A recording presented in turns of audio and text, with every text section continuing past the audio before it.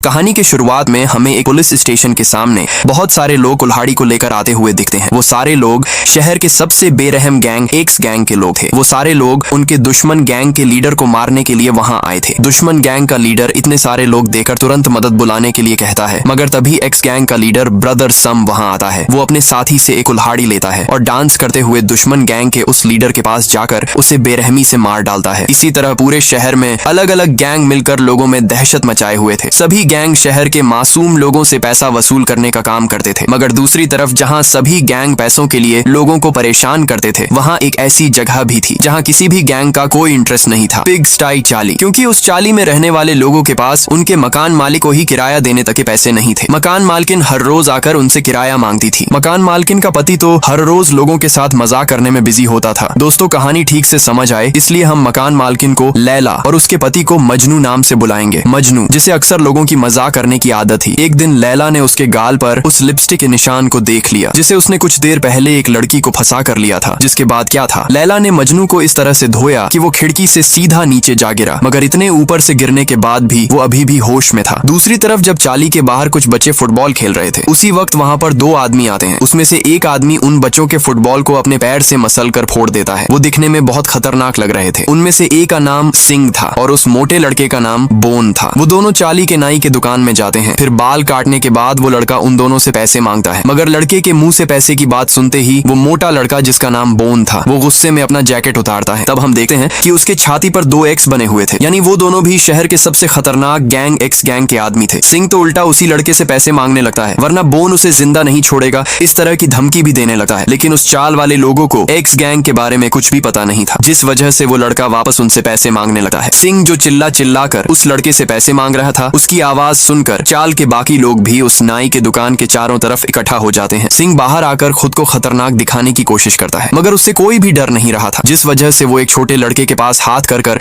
उसे लड़ने के लिए बुलाता है। उसे लग रहा था कि वो उस छोटे बच्चे को मारकर चाल के उन लोगों के सामने अपना खौफ जमा सकेगा, मगर जब वो छोटा बच्चा सामने आता है, तब उसकी बॉडी देकर ही सिंह उसे रोकर चश्मा पहने उस बूढ़े आदमी को फाइट के लिए आगे बुलाता है, मगर उसके आगे आते ही सिंह डर के मारे उसे भी रोक देता है। दूसरी तरफ वो नाई के दुकान वाला लड़का लैला को बुलाकर ले आता है। लैला सिंह को देखने के बाद अपनी चप्पल निकालकर उसे मारते हुए चाल के बाहर निकालने लगती है, क्योंकि सिंह और बोन असल में एक्स गैंग के आदमी थे ही नहीं। वो दोनों तो बस गैंग का नाम लेकर वहां पैसे लूटने आए थे। लेकिन वो जाने से पहले एक पटाखा जलाकर उसे चाल के बाहर फेंकता है, क्योंकि जब भी मुसीबत आती थी तो एक्स गैंग के लोग भी उसी तरह पटाखा जलाकर अपने बाकी साथियों को बुलाते थे। मगर सिंह ने फेंका हुआ पटाखा बाहर से गुजर रहे एक गैंग लीडर के सर पर जा फटता है, और वो सभी असली एक्स गैंग के लोग थे। वो आदमी आकर जब उस पटाखा बाहर फेंकने वाले का नाम पूछता है, तब सिंह जानबूझकर लैला का नाम बता देता है। इतने सारे काले सूट पहने लोगों को उसके तरफ आता देख लैला समझ जाती है कि ये असली एक्स गैंग के लोग हैं, जिस वजह से वो तो भागकर अपने घर के अंदर चली जाती है। मगर वो नाई के दुकान वाला लड़का, जिसे एक्स गैंग के बारे में कुछ भी पता नहीं था, वो अभी भी उस एक्स गैंग के लीडर के सामने खड़ा होता है, और ऊपर से वो लड़का एक्स गैंग के उस लीडर से कहता है कि वो उससे नहीं डरने वाला। लड़के की वो बात सुनने के बाद एक्स गैंग का वो लीडर अपने पीछे से कुल्हाड़ी निकालता है और उस लड़के के पास जाने लगता है, मगर जब वो उसे मारने ही वाला होता है कि अगले ही पल हमें वो लीडर एक कचरे के डिब्बे में पड़ा हुआ दिखाते हैं, और किसी को भी पता नहीं था कि वो आखिर उस डिब्बे में गया कैसे। लीडर तुरंत मदद बुलाने के लिए कहता है, जिसके बाद उसका साथी पटाखे को हवा में भेजता है। जिसके बाद हमें कहानी की शुरुआत की ही तरह कई सारे काले सूट पहने एक्स गैंग के लोग दिखाए जाते हैं, और उनमें एक्स गैंग का मेन लीडर ब्रदर सम भी था। एक्स गैंग के सभी गैंगस्टर्स मिलकर उनके साथी को मारने की वजह से चाल में तबाही मचाने लगते हैं। एक आदमी चाल के एक माँ और बेटे पर बहुत सारे पेट्रोल को डालता है। फिर ब्रदर सम लाइटर को जलाकर जिसने भी उसके आदमी की वैसी हालत की है उसे सामने आने के लिए कहता है और उल्टी गिनती शुरू करता है। अगर उसके एक बोलने से पहले वो शख्स सामने नहीं आया तो ब्रदर सम उन दोनों को जलाकर मार डालेगा, मगर गिनती खत्म होने पर भी कोई भी सामने नहीं आता, जिस वजह से ब्रदर सम लाइटर को उन पर फेंक देता है। मगर इसके पहले ही लाइटर उन दोनों तक पहुंचता एक आदमी उस लाइटर को पकड़ लेता है। उस आदमी को सभी चाल के लोग कूली कहकर बुलाते थे। उसी ने उस आदमी की वैसी हालत करी थी। कूली के आगे आते ही एक्स गैंग के सभी लोग उसे मारने के लिए उस पर टूट पड़ते हैं, मगर कूली सिर्फ अपने दोनों पैरों से लड़ने के कुंग-फू में बहुत माहिर था, जिस वजह से वो एक्स गैंग के सभी लोगों को सिर्फ अपने पैरों से मारने लगता है। मगर एक्स गैंग के लोग बहुत ज्यादा थे, जिस वजह से उन्हें अकेले संभाल पाना बहुत मुश्किल था। तभी वहां पर एक दूसरा आदमी अपने हाथों में रिंग्स को पहनकर आता है। चाल वाले लोग उसे टेलर कहकर बुलाते थे। टेलर की हरकतें बिल्कुल लड़कियों जैसी थीं, मगर चाल का कोई भी ये नहीं जानता था कि टेलर रिंग के कुंग-फू में महारत हासिल कर चुका है। टेलर एक्स गैंग के लोगों के उस कुल्हाड़ी के वार को अपने उन रिंग्स से आसानी से रोक रहा था। अपने लोगों को इस तरह से मार खाता देख ब्रदर सम बंदूकें मंगवाता है, लेकिन जैसे ही दो लोग बंदूक निकालकर उन दोनों पर गोलियां बरसाने ही वाले होते हैं कि उनकी बंदूकें अचानक से उड़कर दूर जा गिरती हैं, क्योंकि अब तीसरा आदमी जिसका नाम डोनट था वो भी अब उस फाइट में शामिल हो चुका था। डोनट लचीले बांस से लड़ने वाले कुंग-फू में माहिर था। वो एक्स गैंग के उन बंदूकों को अपने उस लचीले बांस से तोड़ देता है, जिसके बाद वो तीनों मिलकर एक्स गैंग के इतने सारे लोगों से लड़कर उन्हें हरा भी देते हैं। फिर कुछ देर के बाद हमें ब्रदर सम दिखाया जाता है, जो वहां से भाग आया था, मगर वो बहुत गुस्से में था और उसने अपने साथ सिंग और बोन को भी पकड़ कर ले आया था, क्योंकि उन दोनों के ही वजह से एक्स गैंग के इज्जत का आज कबाड़ा हो चुका था। वो अपने लोगों से उन दोनों को मार डालने के लिए कहता है। सिंग और बोन दोनों भी जंजीरों से बंधे हुए थे, लेकिन जब वो आदमी सिंग के ऊपर कुल्हाड़ी को फेंकता है तब कुल्हाड़ी सिंग तक पहुंचने के पहले ही सिंग खुद को उस जंजीर से छुड़ा देता है। सिंग की उस कला को देखकर ब्रदर सम बहुत खुश हो जाता है और वो उन दोनों को भी माफ कर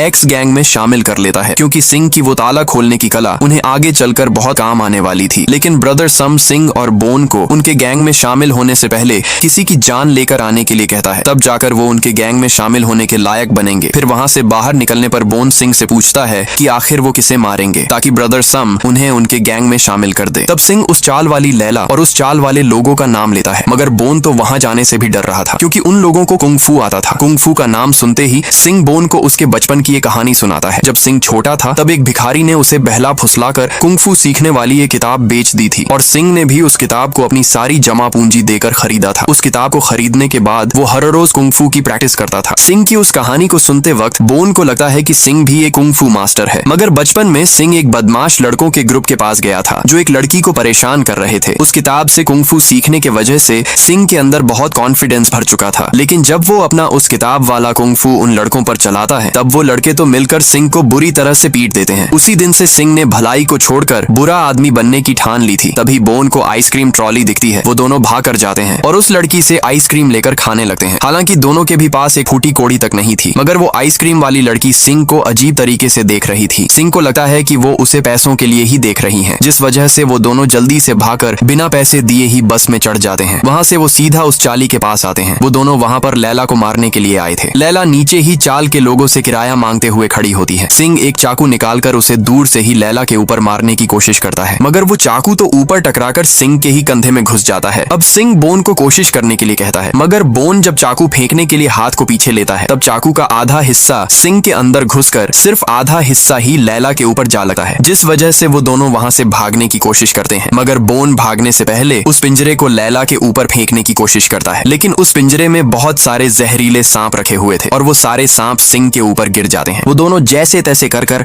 लैला से बचकर वहां से भाग जाते हैं, मगर उस सांप के काटने की वजह से सिंग के ओंठ बुरी तरह से सूज जाते हैं। लेकिन 5 मिनट के ही बाद जब सिंग बोन के सामने आता है तब उसके सारे घाव पूरी तरह से ठीक हो चुके थे। बोन जब सिंग से उसके उस राज्य का पूछता है तब सिंग को ही नहीं पता था कि आखिर उसके घाव इतने जल्दी कैसे भर जाते हैं। दूसरी तरफ ब्रदर सम अपनी खोई हुई इज्जत जो उन चाल में रहने वाले उन 3 कुंग-फू योद्धाओं के वजह से गई थी, उसे वापस पाने के लिए एक बहुत खतरनाक असैसिन की जोड़ी को बुलाता है। ब्रदर सम उन्हें दुनिया का नंबर 1 असैसिन कहकर बुलाता है, मगर वो दोनों खुद को नंबर 1 कातिल नहीं मानते थे, बल्कि बीस्ट नाम के एक आदमी को मानते थे। आखिर ये बीस्ट है कौन, ये तो हमें आगे जाकर ही पता चलेगा। इधर लैला उन तीनों के इतने बहादुरी से एक्स गैंग से लड़ने के बाद भी उन तीनों को भी चाली छोड़कर जाने के लिए कहते हैं, क्योंकि उन तीनों के वजह से अब एक्स गैंग की नजर उनके चाली पर पड़ चुकी थी और वो जानती थी कि एक्स गैंग के लोग उसका बदला लेने वापस जरूर आएंगे। चाली के लोगों के भलाई के लिए वो तीनों भी चाली छोड़कर जाने के लिए तैयार हो जाते हैं। रात होने पर सबसे पहले कूली चाली को छोड़कर जाने लगा है, मगर जैसे जैसे वो आगे बढ़ता जा रहा था उसके पीछे की चीजें अपने आप कटी जा रही थी। वो जब पीछे मुड़कर देखता है तब वहां पर वही उन दोनों में से एक आदमी बैठा होता है जिन्हें ब्रदर सम ने उन्हें मारने के लिए बुलाया था, लेकिन इसके पहले कि कूली कुछ समझ पाता उसका सर ही धड़ से अलग हो जाता है। दूसरी तरफ वो दूसरा कातिल टेलर के पास जाता है और कपड़े देखने लगता है, मगर मौका मिलते ही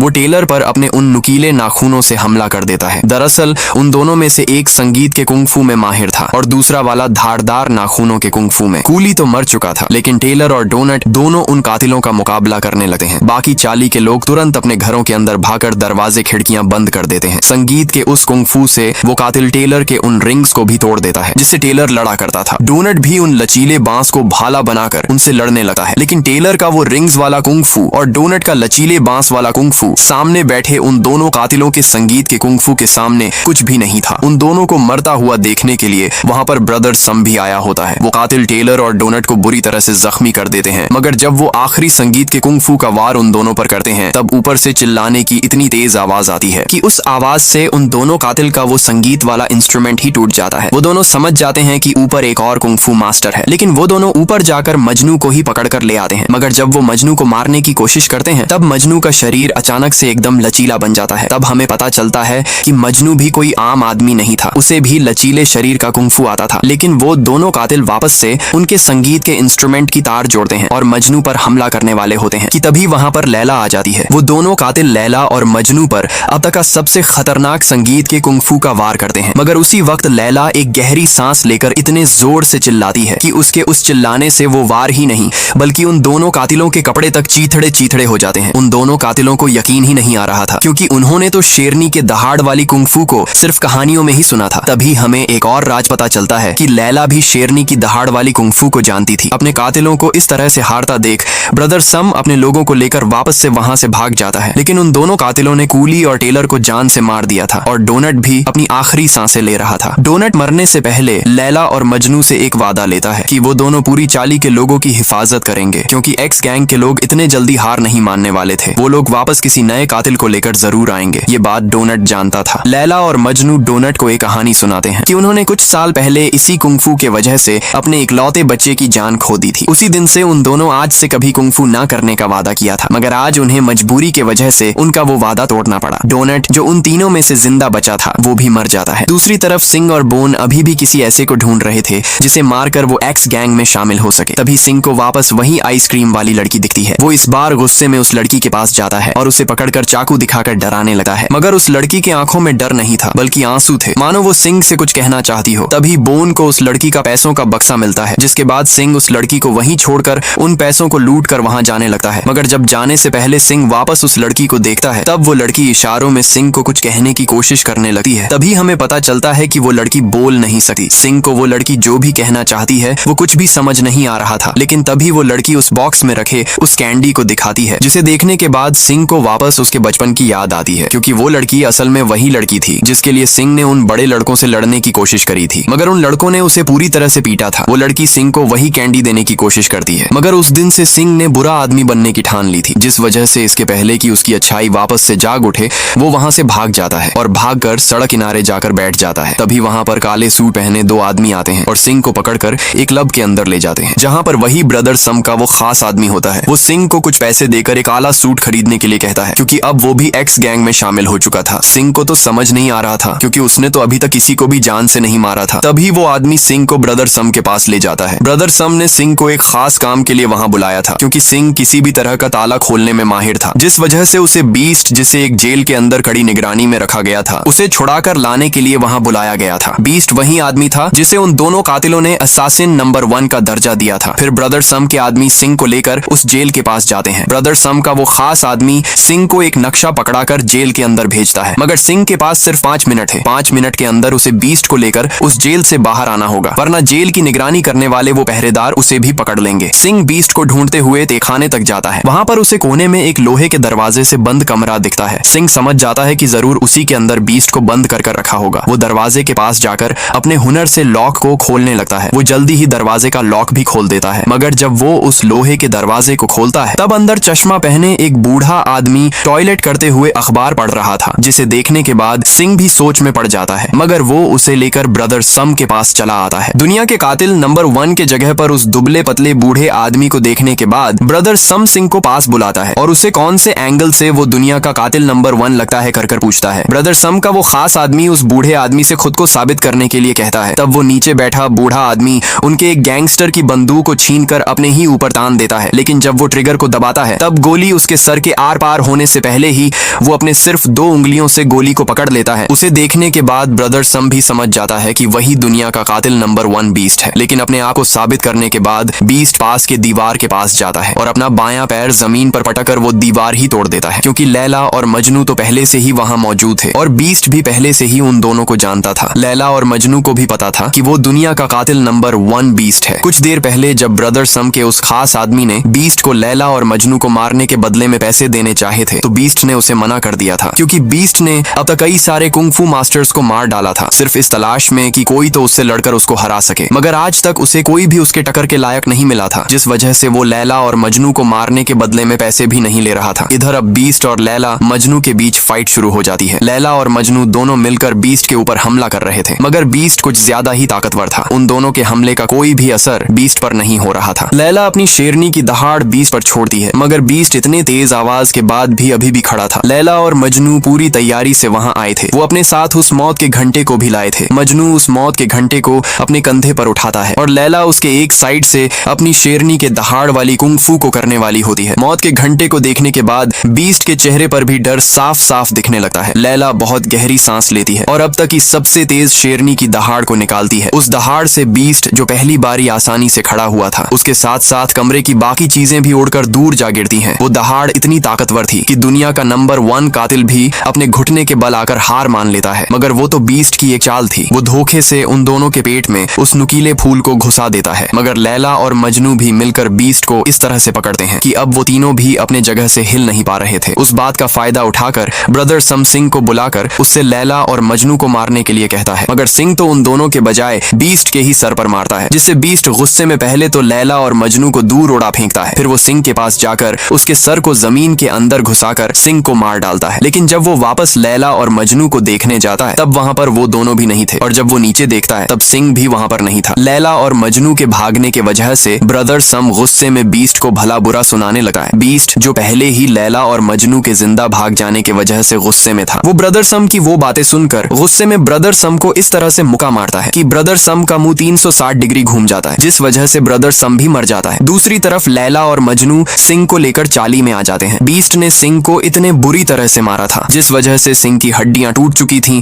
और उसकी मांसपेशियां भी फट चुकी थीं। मगर लैला और मजनू को यकीन ही नहीं आ रहा था कि आखिर सिंह की इतनी बुरी हालत होने के बाद भी इतने जल्दी कैसे ठीक हो रहा है। तभी मजनू कहता है, कहीं ये वो तो नहीं। दूसरी तरफ बीस्ट अब उन दोनों को ढूंढते हुए चाली तक आ चुका था। वो ब्रदर सम को मारकर अब खुद एक्स गैंग का लीडर बन चुका था। वो सभी लोगों से जाकर लैला और मजनू को ढूंढने के लिए कहता है। बीस्ट जब एक कमरे में जाता है तब उसे उस कमरे में खून से भरी हुई पट्टियां पड़ी हुई दिखती हैं। इधर कोई तो लैला और मजनू को कुर्सी पर बैठाकर उन्हें आराम करने के लिए कहता है। बाहर जब बीस्ट उन दोनों को ढूंढ ही रहा था कि तभी उसे नीचे सफेद कपड़े पहने कोई तो खड़ा हुआ दिखता है। वो और कोई नहीं बल्कि सिंह था, जो अब पूरी तरह से ठीक हो चुका था। सिंह को देखते ही सभी गैंगस्टर्स उसे मारने के लिए कुल्हाड़ी लेकर टूट पड़ते हैं, मगर सिंह तो उन्हें इस तरह से मारता है कि वो वापस कभी लड़ने के लायक नहीं रहेंगे। तभी हमें पता चलता है कि सिंह असल में वही लाखों में एक वाला कुंग-फू मास्टर था, जिसके बारे में लैला और मजनू ने बहुत समय पहले सुना था। एक्स गैंग के सैकड़ों गैंगस्टर्स सिंह को मारने की कोशिश करते हैं, मगर सिंह के कुंग-फू के सामने वो लोग कुछ भी नहीं थे। सिंह आसानी से एक एक कर सभी गैंगस्टर्स को मारते हुए बीस्ट के पास पहुंचता है। बीस्ट अभी भी सिंह को मामूली आदमी समझ रहा था, मगर सिंह एक मुक्के में ही बीस्ट को ऊपर से नीचे गिरा फेंकता है। लेकिन बीस्ट भी दुनिया का कातिल नंबर 1 था। वो भी सिंह को कांटे की टक्कर देने लगा है, मगर उन सब के बावजूद भी सिंह अपने कुंग-फू से बीस्ट का बायां पैर ही छपटा कर देता है और उसे एक मुक्के में दूर उड़ा फेंकता है। लेकिन अब तक हमें सभी के खास कुंग-फू को दिखाया गया था, सिवाय बीस्ट के। जब सिंह बीस्ट को छुड़ाने के लिए उस जेल के अंदर गया था तब उसे तहखाने में कई सारे मेंढक दिखे थे, क्योंकि बीस्ट मेंढक के कला वाले कुंग-फू में माहिर था। बीस्ट अपने उस कुंग-फू से सिंह पर हमला करने लगा है। बीस्ट के मेंढक वाले कुंग-फू का सिंह के पास कोई भी जवाब नहीं था। लैला और मजनू भी बीस्ट को मेंढक की तरह देकर सिंह के लिए चिंतित होने लगते हैं। बीस्ट का कुंग-फू इतना ताकतवर था कि वो दीवारों को चीरकर अंदर घुस जाता था। सिंह बीस्ट के वार से बचते हुए